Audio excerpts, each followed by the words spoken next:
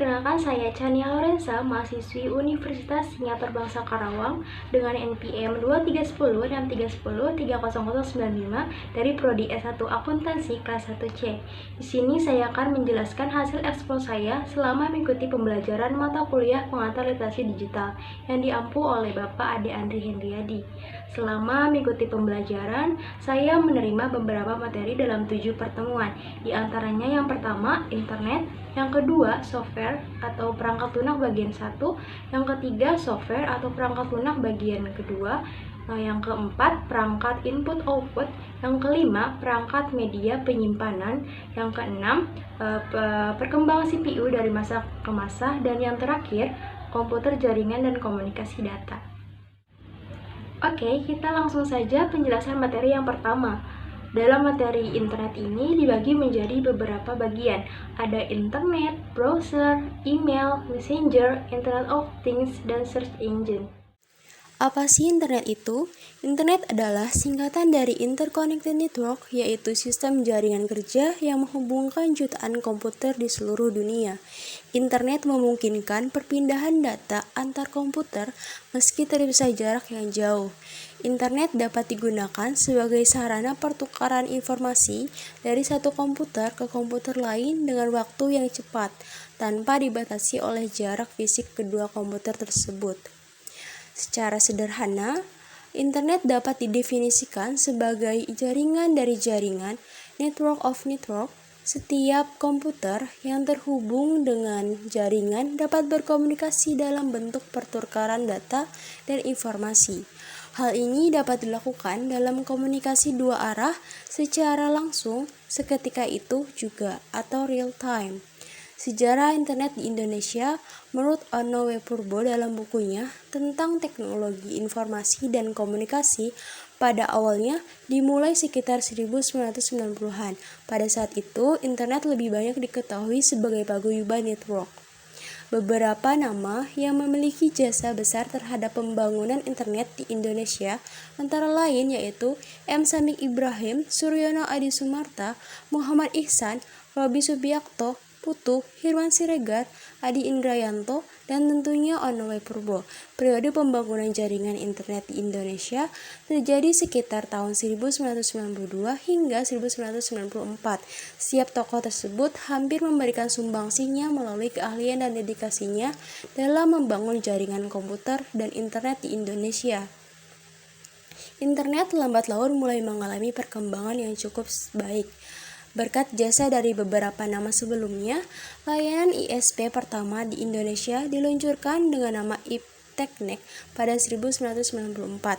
Pada tahun yang sama, PT Indo Internet atau Indonet yang dipimpin secara paruh waktu oleh Sanjaya berhasil berdiri dan beroperasi. Kemudian manfaat yang bisa kita rasakan dari internet adalah yang pertama, manfaat di bidang pendidikan. Internet sangat membantu kegiatan para peserta didik di ranah pendidikan. Tak hanya para mahasiswa yang telah menuntut ilmu di perguruan tinggi saja, namun mereka yang masih duduk di jenjang SD, SMP, SMA juga sangat terbantu dengan adanya internet. Yang kedua, manfaat di bidang kesehatan. Dengan internet, orang-orang menjadi lebih mudah untuk berinteraksi dengan para dokter. Beberapa website kini telah menawarkan konsultasi kesehatan secara online dengan para dokter yang memang ahli di bidang kesehatan tertentu. Melalui internet pula, kita dapat mengakses berbagai hal untuk menjaga kesehatan, mulai dari gaya hidup sehat, cara mengelola kesehatan, makanan yang bagus dikonsumsi atau dihindari, rekomendasi rumah sakit, dan masih banyak lagi lainnya. Yang ketiga, manfaat di bidang bisnis. Lalu di bidang bisnis, internet juga memudahkan para pebisnis dalam meraih keuntungan finansial. Bagi para pengusaha, Anda bisa membuat website usaha, e-commerce, industri kreatif, atau bisnis startup. Yang penting diperhatikan pula ketika memutuskan untuk menggunakan internet dalam kegiatan bisnis, maka jangkauan yang kita miliki akan jauh lebih luas. Dengan begitu, bisnis juga akan lebih mudah berkembang. Kemudian, apa sih browser itu? Browser adalah salah satu jenis perangkat lunak atau software yang pada umumnya digunakan dan dimanfaatkan untuk membuka suatu halaman di situs internet. Browser juga disebut dengan software yang berfungsi sebagai penerima, pengakses, dan penyaji berbagai informasi di internet. Di dalam web browser terdapat konten berupa gambar, audio, video, dan halaman web. Konten-konten tersebut dihubungkan menggunakan hyperlink dan diklasifikasikan dengan URL Uniform Resource Identifiers. Dengan web browser, pengguna internet dapat berselancar dan mencari apa saja informasi atau data yang diperlukan. Browser menjadi dasar setiap pencarian informasi di seluruh penjuru dunia sebagai tempat yang menampung serta menampilkan semua yang kita minta pada kolom pencarian. Kemudian apa sih email itu? Email adalah singkatan dari electronic mail atau dalam bahasa Indonesia disebut surat elektronik, merupakan sarana dalam mengirim surat yang dilakukan melalui media internet. Media internet yang dimaksud bisa melalui komputer atau handphone yang memiliki akses internet. Pada umumnya, mengirim surat biasa akan dikenakan biaya atau membeli perangko. Namun pada surat elektronik hanya dibutuhkan sambungan internet. Kemudian, apa Messenger itu? Messenger adalah aplikasi dalam platform pesanan yang dikembangkan oleh Facebook dan diluncurkan pada Agustus 2011. Messenger digunakan oleh lebih dari 1,3 miliar pengguna aktif di seluruh dunia sebagai tempat untuk berbagi dan berkomunikasi dengan koneksi kita. Kemudian, apa Internet of Things itu? Internet of Things atau disebut IoT adalah perangkat yang menggunakan jaringan pada sistemnya. Jaringan tersebut terdiri dari jaringan wireless maupun jaringan internet. Perangkat pada Internet of Things mempunyai kemampuan untuk mengirimkan data dan transmisi melalui suatu jaringan tanpa adanya keterlibatan manusia. Kemudian, apa search engine itu? Search engine atau apabila diartikan dalam bahasa Indonesia adalah mesin pencari pada dasarnya merupakan program berbasis web yang diperuntukkan untuk mencari informasi di dalam World Wide Web atau www. Pencarian informasi melalui search engine ini bisa didapatkan dengan menyesuaikan dengan kata kunci yang bisa kita masukkan. Sejak pertama kali diciptakan, banyak sekali search engine ini yang ada di dunia saat ini. Salah satu yang sangat terkenal tentu saja Google.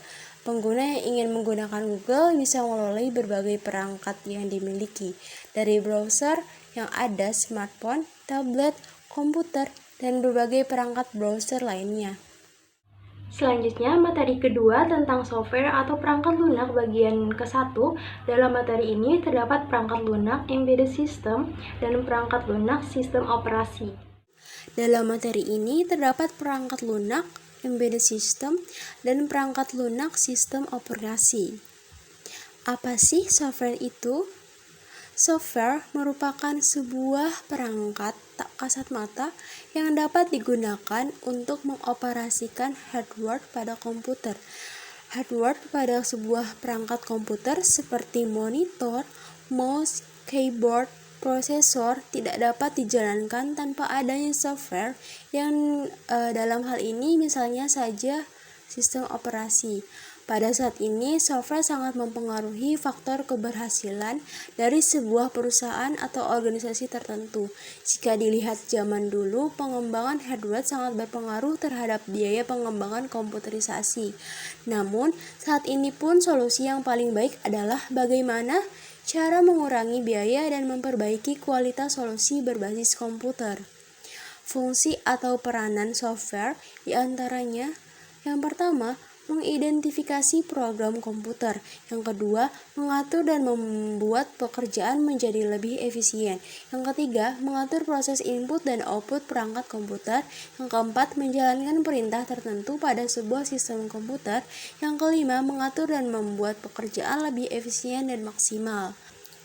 Kemudian, apa sih perangkat lunak embedded system itu?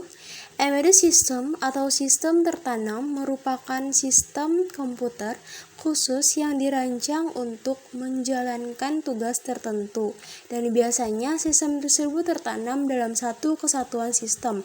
Kata embedded menunjukkan bagian yang tidak dapat berdiri sendiri. Perangkat lunak embedded system sendiri berfungsi sebagai penggerak pada sistem.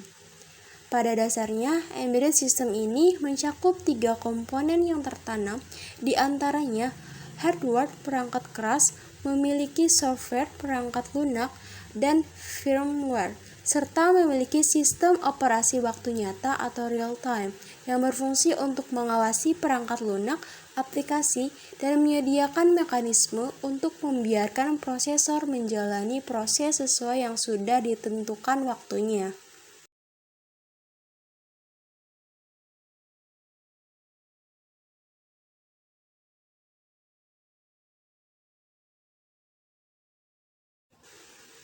Contoh penggunaan embedded system jika dilihat secara fisiknya, diantaranya yang pertama, portable device. Portable device merupakan jenis embedded system yang paling sering dijumpai dalam kehidupan sehari-hari. Contohnya saja, jam tangan, kamera digital, modem, kulkas, mesin cuci otomatis, televisi, telepon, dan masih banyak lagi. Seluruh barang-barang elektronik ini menggunakan embedded system di dalamnya. Yang kedua, large complex system. Large complex system ini merupakan jenis embedded system yang lebih kompleks dan memiliki cakupan yang biasanya lebih luas. Embedded system yang satu ini digunakan untuk tujuan yang bermanfaat bagi banyak orang atau untuk kebutuhan publik. Contohnya adalah lampu lalu lintas, mesin kontrol di pabrik, atau Programmable Logic Controller atau PLC. 3. Largely Complex System. Terakhir, largely complex system merupakan implementasi embedded system yang jauh lebih luas lagi. Pasalnya, pembuatan largely complex system hanya bisa dilakukan oleh profesional. Contohnya adalah hybrid vehicle atau kendaraan hibrid yang digunakan oleh dua bahan bakar, yakni baterai yang dapat diisi ulang atau MRI, magnetic resonance imaging, atau teknik penggambaran medis yang digunakan untuk mencari bagian tubuh yang sakit. Prinsip kerja dari embedded system adalah sebagai berikut. Yang pertama, input analog atau digital yang dilakukan oleh pengguna. Contohnya adalah melalui saklar tombol, keypad, sensor, dan layar sentuh. Yang kedua, memproses input yang telah diberikan. Pemprosesan dapat berupa perhitungan atau konversi. Misalnya ADC, konversi analog ke digital, mengubah input analog sensor ke output digital. Yang ketiga, memberikan hasilnya melalui perangkat output. Contohnya adalah motor, LCD, dan layar sentuh. Embedded system memiliki beberapa kelebihan dan kekurangan. Beberapa kelebihan embedded system di antaranya, yang pertama, mudah disesuaikan dengan alat yang ingin dibuat. Yang kedua, konsumsi daya yang cukup rendah. Yang ketiga, biaya relatif murah atau terjangkau. Yang keempat, adanya peningkatan kerja. Di sisi lain, embedded system juga memiliki kekurangan, yakni yang pertama, upaya pengembangan yang tinggi. Yang kedua, memakan waktu yang lama untuk memasarkan. Kemudian, apa sih perangkat lunak sistem operasi? Sistem operasi adalah perangkat lunak sistem yang mengontrol kerja perangkat keras dan perangkat lunak komputer. Selain itu, ini bertindak sebagai koneksi umum antara perangkat keras dan perangkat lunak komputer. Dengan kata lain, kita juga bisa menyebutnya sebagai antarmuka antara perangkat keras dan pengguna. Selain itu, ia menyimpan catatan semua perangkat lunak lainnya. Contoh sistem operasinya adalah Microsoft Windows, Android, Linux, Apple iOS, Apple macOS. Prinsip kerja sistem operasi memiliki 4 tahapan cara kerja, yakni yang pertama, melakukan manajemen proses. Artinya, sistem operasi dapat melakukan penjadwalan, pembuatan file, penghapusan file, dan lain sebagainya. Yang kedua, sistem operasi komputer hanya dapat bekerja setelah pengguna memberikan instruksi untuk dijalankan. Yang ketiga, setelah menerima instruksi dari pengguna, kemudian dikelola atau diubah menjadi informasi yang diterima oleh perangkat lunak atau software yang ada di dalam komputer. Yang keempat, tampilan komputer hardware akan berubah beberapa saat setelah sistem operasi memproses instruksi dan menjalankan apa yang diinginkan oleh penggunanya. Macam-macam perangkat lunak sistem operasi diantaranya, yang pertama, perangkat lunak sistem operasi desktop. Sistem operasi desktop adalah lingkungan tempat pengguna mengelola komputer pribadi. Ini membantu dalam pengelolaan sumber daya perangkat keras dan perangkat lunak sistem, misalnya Windows, macOS, dan berbagai distro Linux. Ini mendukung fitur-fitur dasar termasuk penjadwalan tugas, pencetakan, kontrol peripheral, dan alokasi memori. Microsoft Windows, macOS, dan Linux adalah sistem operasi desktop paling populer. Yang kedua, perangkat lunak sistem operasi mobile. Sistem operasi mobile memungkinkan perangkat lunak aplikasi beroperasi pada perangkat seluler.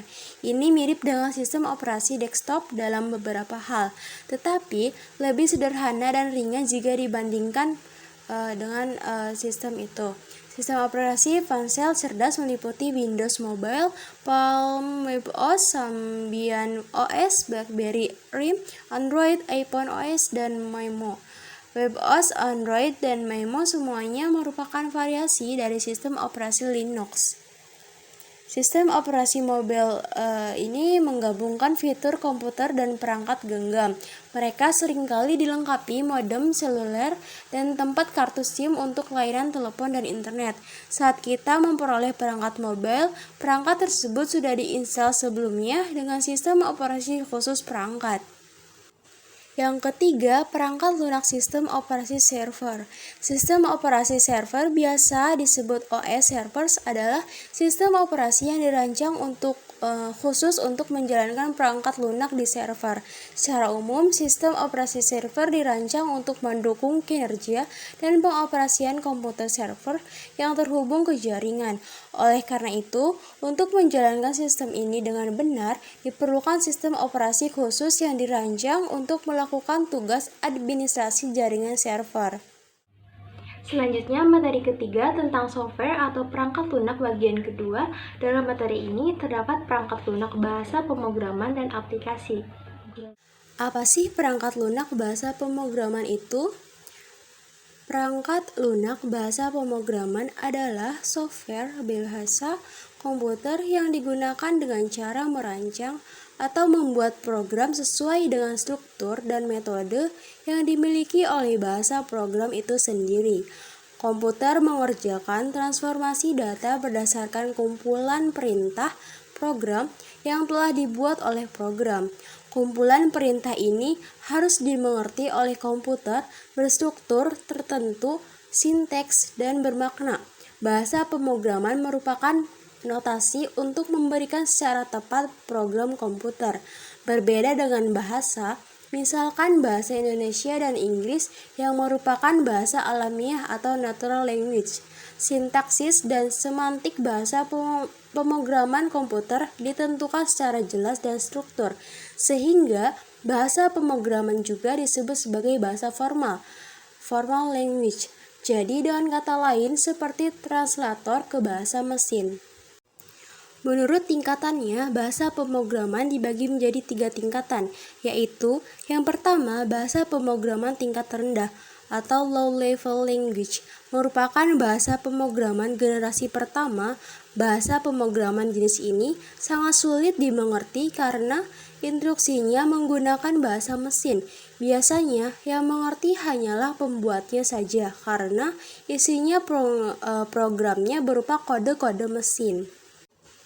Yang kedua, bahasa pemrograman tingkat menengah, middle level language. merupakan bahasa pemrograman di mana pengguna instruksi sudah mendekati bahasa sehari-hari. Walaupun begitu masih sulit untuk dimengerti karena banyak menggunakan singkatan-singkatan seperti STO artinya simpan store dan MOV artinya pindahan move yang tergolong dalam bahasa ini adalah assembler. Yang ketiga, bahasa pemrograman tingkat tinggi. High-level language merupakan bahasa yang mempunyai ciri lebih terstruktur, mudah dimengerti karena menggunakan bahasa sehari-hari. Contoh bahasa level ini adalah Delphi, Pascal, Oracle, MS SQL, Perl, Python, Basic Visual Studio, Visual Basic, Visual Studio, Informix, C, C++, ADA, Java, PHP, ASP, XML, dan lain-lain.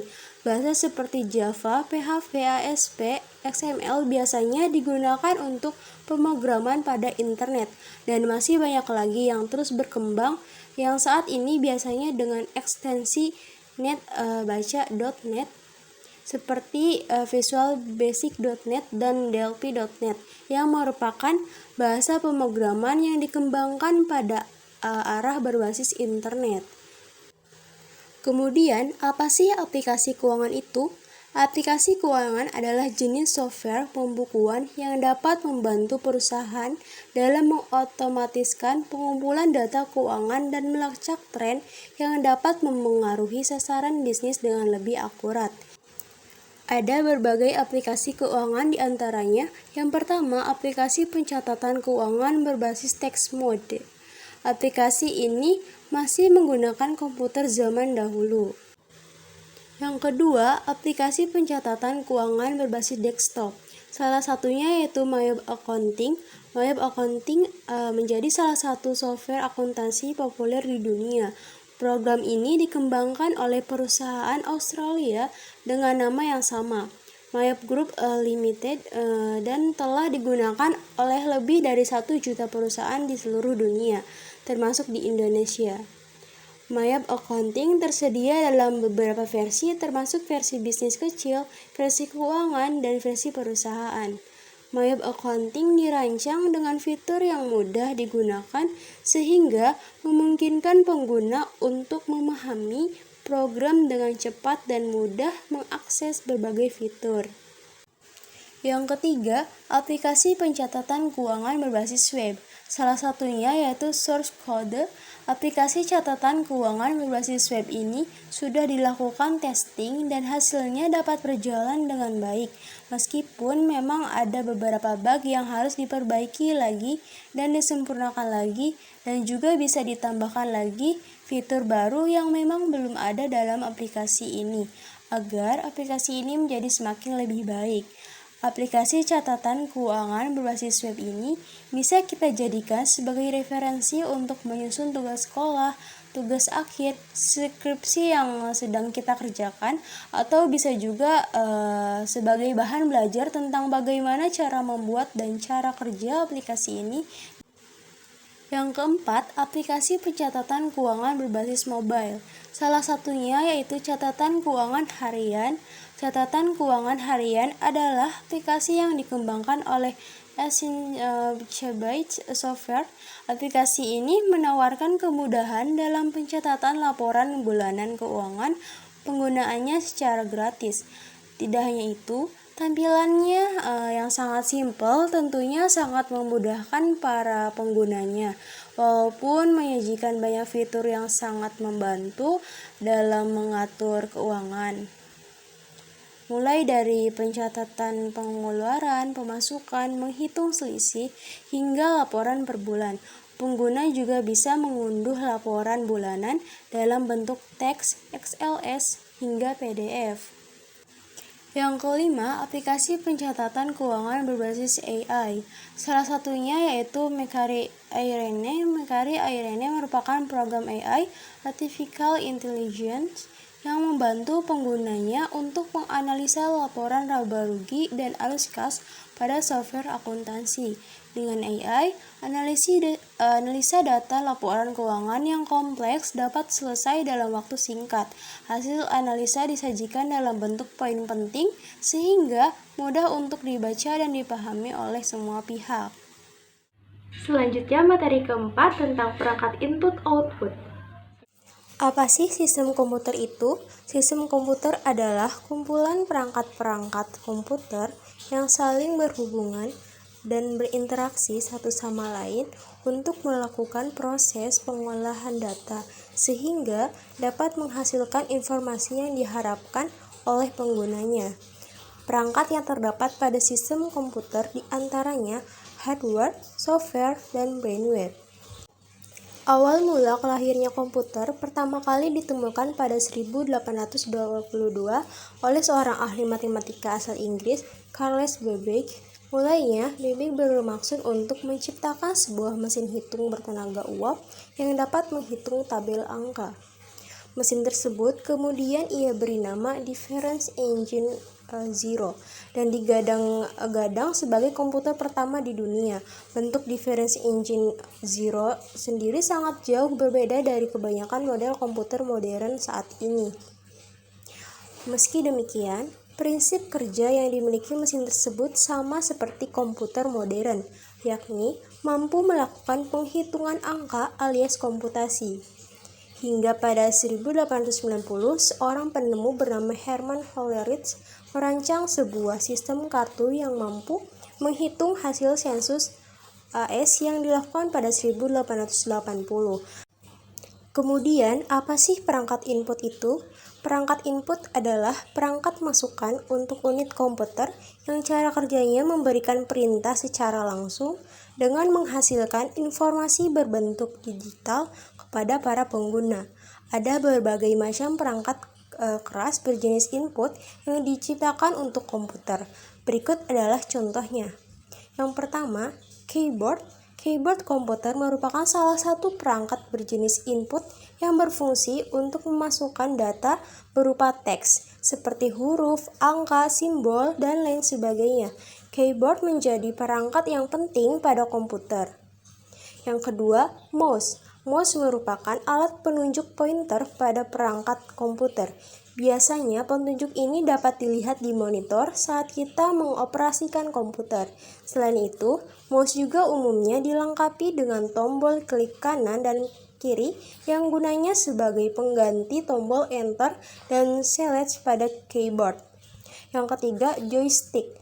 Perangkat input selanjutnya adalah joystick, yang merupakan perangkat keras komputer dan biasanya digunakan untuk mengoperasikan objek-objek pada sebuah game.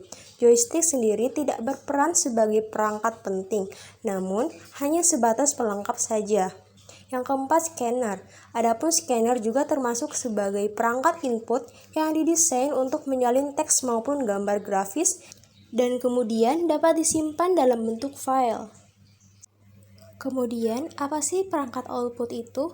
Perangkat output adalah perangkat komputer yang digunakan untuk menampilkan atau menyampaikan informasi kepada penggunanya.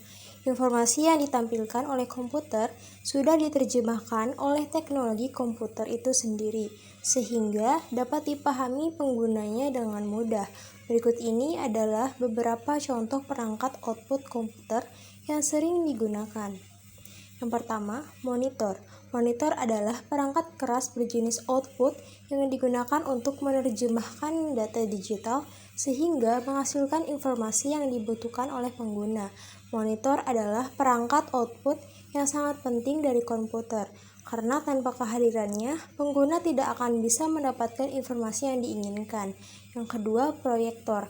Proyektor bekerja dengan mengintegrasikan sumber cahaya, sistem optik elektronik, dan display dengan tujuan memproyeksikan gambar atau video ke dinding atau layar. Perangkat ini juga tergolong sebagai perangkat output. Yang ketiga, speaker. Speaker pun termasuk sebagai perangkat output yang fungsinya untuk menghasilkan suara dari komputer. Dan sama halnya dengan monitor, speaker juga berperan penting untuk menunjang kinerja komputer itu sendiri. Yang keempat, printer. Perangkat output selanjutnya adalah printer, yang juga termasuk sebagai perangkat keras berjenis output. Untuk mencetak file, misalnya foto digital menjadi foto kertas, ataupun dokumen menjadi tulisan yang tertuang di media kertas. Berikutnya, evolusi monitor PC. Yang pertama, monitor tabung atau CRT. Tentunya Anda pernah memakai monitor tabung atau monitor CRT. Monitor ini hadir pada generasi tahun 80 hingga 2000. Monitor ini salah satu monitor pertama yang banyak dikenal ketika komputer mulai masuk ke pasar. Yang kedua, monitor LCD. Monitor LCD atau monitor liquid crystal display merupakan tipe yang cukup populer dan masih banyak digunakan oleh orang-orang hingga sekarang. Pada layar LCD, di dalamnya tersusun cairan kristal. Cairannya ini dipancari lampu neon putih yang berada di bagian belakang dan memberikan cahaya pada cairan tersebut. Yang ketiga, monitor LED. Monitor LED merupakan hasil penyempurnaan dari monitor LCD. Monitor ini memiliki kualitas warna yang lebih baik dan varian warnanya pun lebih banyak daripada LCD. Yang keempat, monitor plasma. Monitor plasma merupakan monitor yang bekerja dengan memanfaatkan emisi layar data dengan sumber cahaya yang berasal dari fosfor yang kemudian akan melepaskan muatan plasma antara dua layar datar. Gas yang dikeluarkan tersebut tentunya tidak menghasilkan merkuri.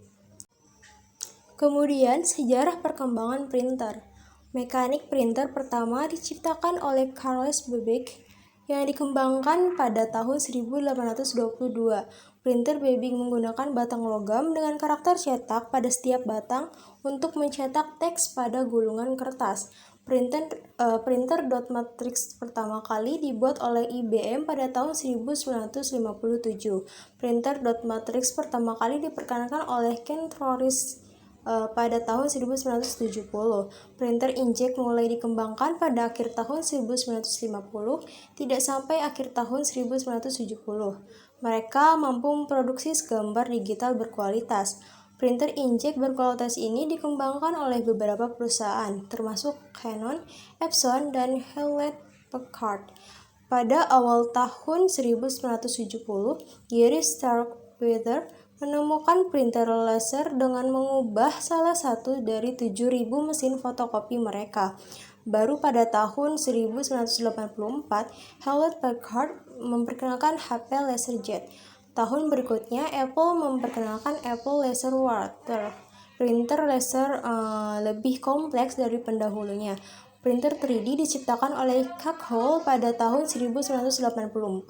Printer 3D bekerja dengan mengambil berkas digital suatu objek dan memproduksinya lapis demi lapis menggunakan berbagai bahan seperti plastik logam.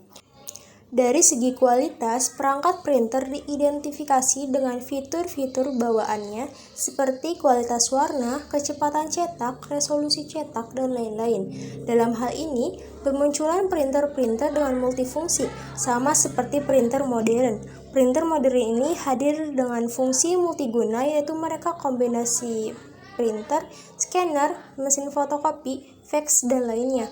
Untuk memenuhi kebutuhan yang berbeda-beda, ada berbagai printer yang tersedia dan dapat bekerja di berbagai jenis teknologi saat ini. Seperti dikemukakan dalam pengertian printer, sejak penemuan teknologi cetak, berbagai teknologi telah digunakan dalam printer komputer. Secara umum, printer dapat dikelompokkan ke dalam dua jenis, yaitu printer impact dan printer non-impact. Printer impact adalah jenis printer yang digunakan untuk membuat surat. Contohnya printer Daisy Well dan printer dot matrix. Sedangkan printer non-impact tidak bekerja dengan tinta pita. Contohnya printer inkjet dan printer laser. Selanjutnya, materi kelima tentang perangkat media penyimpanan. Seperti yang sudah dijelaskan sebelumnya, pengertian dari sistem komputer. Salah satunya terdapat perangkat media penyimpanan. Apa sih media penyimpanan internal itu? Media penyimpanan internal adalah bentuk memori yang dipasang menyatu dengan prosesor. Letak memori internal berada di dalam perangkat sehingga tidak bisa dilihat secara langsung. Jenis memori ini harus ada dalam setiap perangkat seperti smartphone, komputer, dan laptop supaya sistemnya dapat berjalan. Media penyimpanan internal diantaranya yang pertama, RAM. RAM atau Random Access Memory adalah memori yang mudah menguap karena tidak dapat menyimpan data dan proses secara permanen. Misalnya, ketika kita menyalakan komputer, instruksi dari hard disk disimpan di RAM. Instruksi ini termasuk sistem, operasi OS, dan program lain yang diperlukan untuk menjalankan komputer. CPU menggunakan proses ini untuk melakukan tugas yang diperlukan untuk menjalankan komputer. Data ini disimpan oleh RAM selama komputer menyala. Saat kita mematikannya, RAM kehilangan data. Alasan untuk mentransfer data ke RAM adalah karena mudah dan cepat untuk membaca data dari RAM dibandingkan dengan pembacaan dari hard disk. Kedua, ROM. ROM adalah singkatan dari Read Only Memory.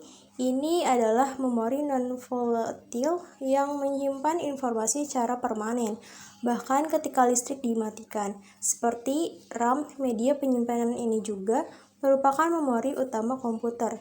Disebut read-only memory karena program dan data yang tersimpan di dalamnya dapat dibaca tetapi tidak dapat ditulis di dalamnya.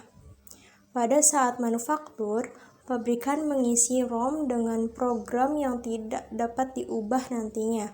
Jadi, kita tidak dapat memprogram ulang, menulis ulang, atau menghapus datanya setelah dibuat. Namun, dalam beberapa jenis ROM, kita dapat modifikasi data yang disimpan. Beberapa contoh umum ROM termasuk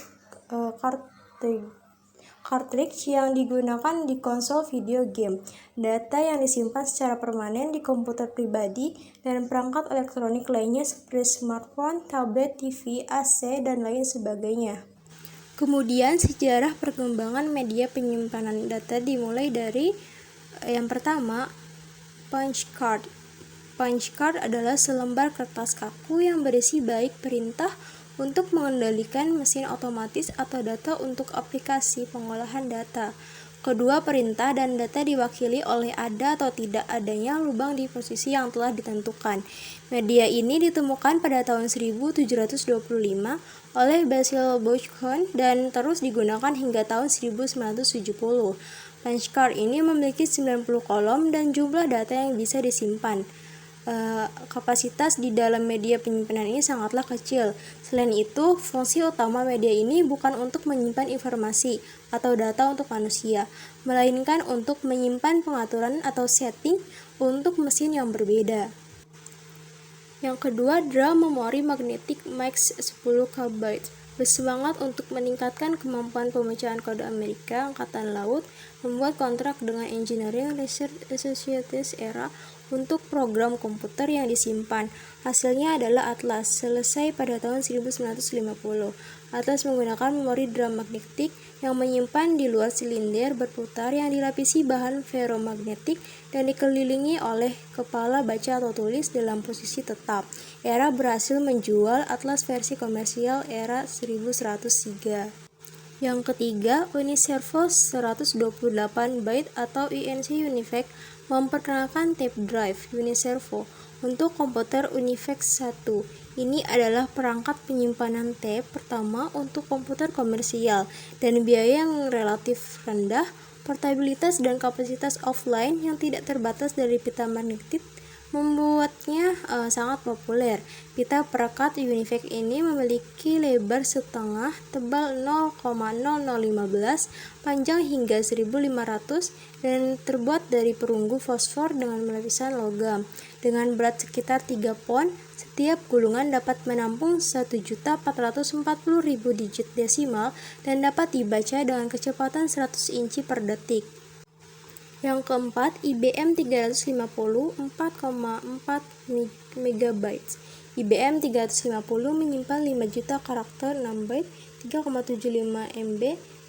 Ia memiliki 52 disk berdiameter 24 inci atau 610 mm yang menggunakan 100 permukaan perekaman, menghapus permukaan disk atas dan permukaan bawah disk bawah.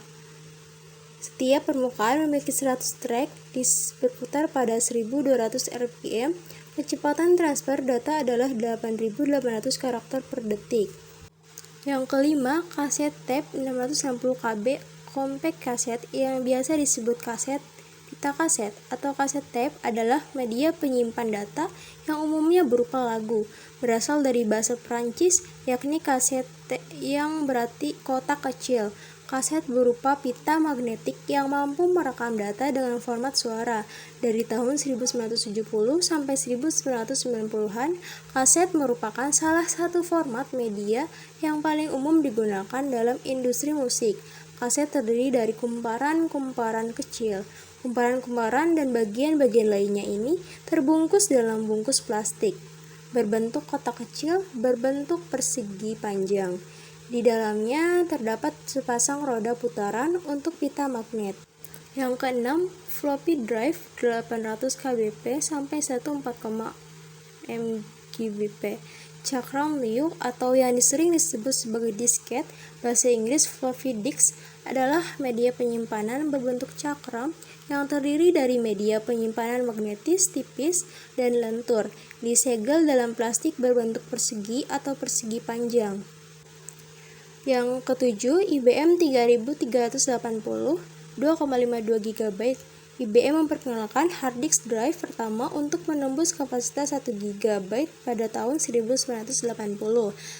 Disebut IBM 3380 dapat menyimpan 2,52 GB, 2,52 miliar karakter informasi. Kabinetnya seukuran kulkas dan semuanya berbobot 550 pound atau 250 kg. 8. Optical drive CD, DVD, Blu-ray. Optical drive adalah sebutan umum yang dengannya bagian-bagiannya yakni CD, DVD, serta Blu-ray yang dengannya diikuti drive, writer, serta lain-lain. Optical disc drive adalah perangkat yang bisa berdiri sendiri semisal pemutar CD, pemutar DVD, serta perekam DVD. Optical disk drive pula amat suka dipakai dalam komputer bagi atau bisa juga dikatakan untuk membaca software serta data lain yang didistribusikan melalui disk. 9. Zip disk 100-750 MB. Zip drive. Disk zip adalah sistem penyimpanan dalam bangun-bangun disk berukuran menengah yang dikenalkan oleh Lomega pada akhir tahun 1994. Awalnya, disk chip mempunyai kapasitas 100 MB, tetapi kemudian ditingkatkan menjadi 250 MB, dan kemudian dijadikan 750 MB. 10. Hard disk. Hard disk adalah komponen perangkat keras yang menyimpan semua konten digital, dokumen, foto, musik, video, program, preferensi aplikasi, dan sistem operasi maupun konten digital tersimpan di hard disk. Hard disk juga dapat berupa eksternal dan juga berupa internal. 11. Flash disk. Flash disk adalah alat penyimpanan data memori flash type NAND yang memiliki alat penghubung USB terintegrasi. Diketahui sejak November 2006, kapasitas data yang dapat ditampung dalam flash disk adalah 126 MB sampai 64 GB. Kemudian yang terakhir, solid state drive SSD. SSD adalah singkatan dari solid state drive. Ini adalah jenis penyimpanan data yang digunakan dalam komputer dan perangkat elektronik modern. SSD berfungsi sebagai alternatif yang lebih cepat, lebih efisien, dan lebih tahan lama dibandingkan dengan jenis penyimpanan tradisional yang disebut hard disk drive (HDD). Selanjutnya, materi ke-6 tentang perkembangan CPU atau komputer dari masa ke masa. Evolusi komputer dimulai dari yang pertama Abacus, kedua Napier-Bones, ketiga Leibniz-Well, keempat Jacques Quarslom, kelima Pascalin, 6 Difference and Analytical Engine, 7 Kansas Machine, and ke-8 Mark I. Komputer generasi pertama 1946 sampai 1959. Dengan terjadinya Perang Dunia II, negara-negara yang terlibat dalam perang tersebut berusaha mengembangkan komputer untuk mengeksploitasi potensi strategis yang dimiliki komputer. Hal ini meningkatkan pendanaan pengembangan komputer serta mempercepat kemajuan teknik komputer. Komputer generasi kedua 1959 sampai 1964. Pada tahun 1948, penemuan transistor sangat memengaruhi perkembangan komputer. Transistor menggantikan tabung vakum di televisi, radio, dan komputer. Akibatnya, ukuran mesin-mesin elektrik berkurang drastis. Transistor mulai digunakan di dalam komputer mulai pada tahun 1956. Komputer generasi ketiga 1964-1970.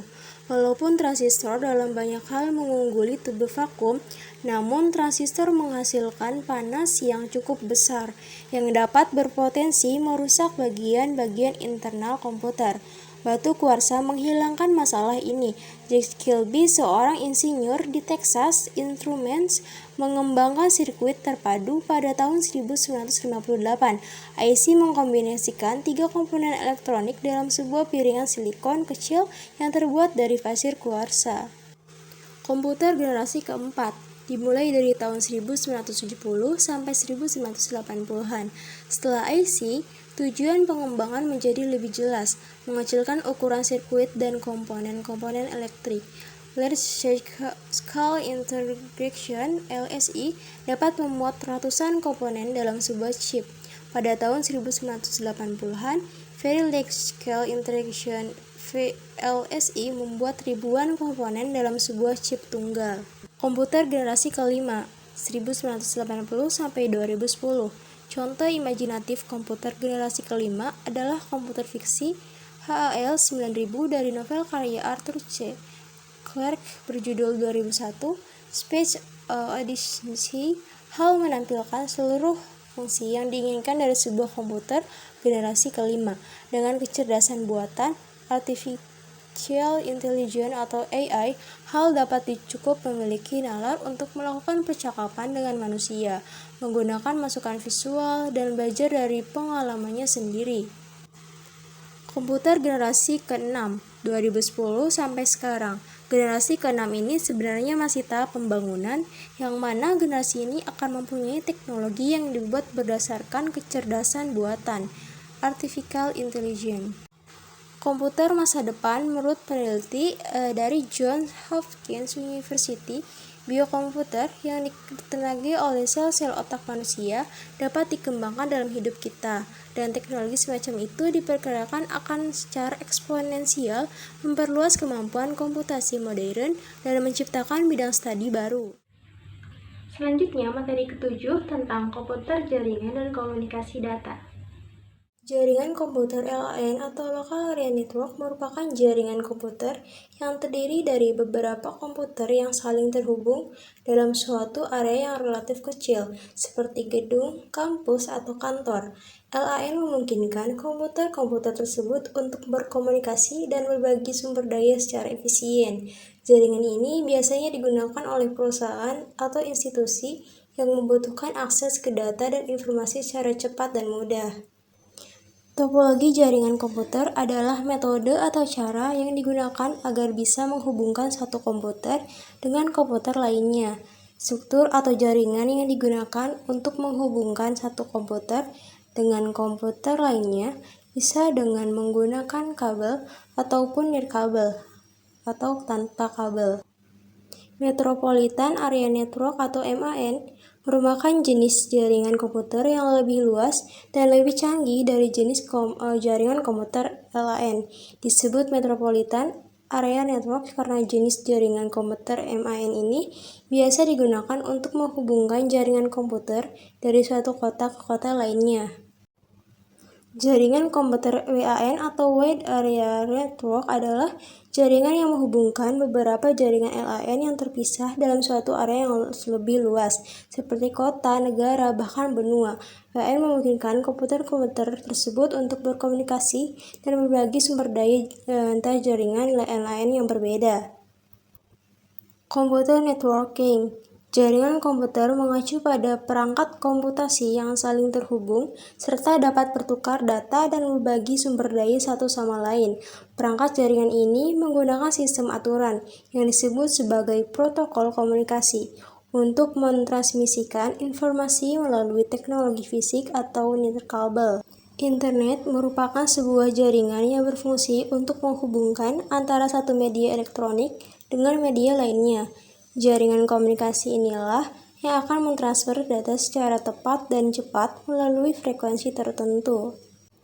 Satellite network atau jaringan satelit merupakan jenis jaringan internet yang ditransmisikan dengan bantuan saluran satelit komunikasi.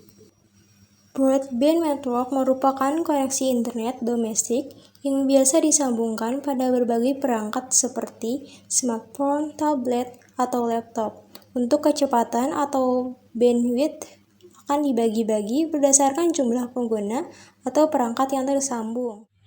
Baik, penjelasan materi saya cukupkan. Banyak sekali manfaat yang bisa kita terapkan dalam pembelajaran pengantar literasi digital. Teruslah bereksplorasi agar pengetahuan kita bisa lebih mendalam lagi. Semoga video ini bermanfaat bagi teman-teman semua.